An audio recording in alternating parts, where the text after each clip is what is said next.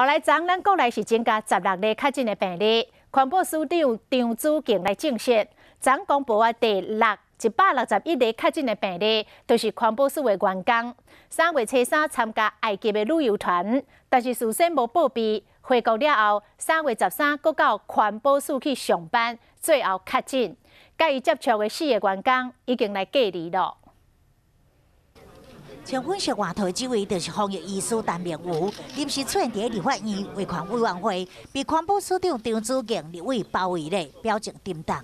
这个环保署，里面有职员去参加埃及团。同仁他这个在昨天那是宣布是确诊的。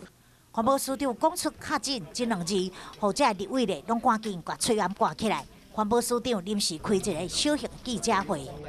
那么他进署里面办公就3月13号，其实他都没有症状，目前是有4位。确诊的员工是在22日是中央疫情指挥中心才公布161例，这位60外岁环保署员工，3月初3到12对埃及的旅游团，13入去署内办公，3月20确诊发病，不过伊出国张官并唔知。因为他请的是国内的休假，他回来的时候讲的。 一直到3月16，埃及才成为做3级的警示，但是立法院找来疾管署的医师，就是为着要讨论是不是要停会。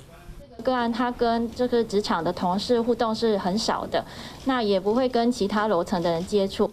有医主管保证委员会照常进行。过来看事发的地点，环保署维护自身的健康，员工拢挂嘴罨，但是依然可能有风险，因为若是这栋办公大楼，也有可能扩散到其他的政府部门。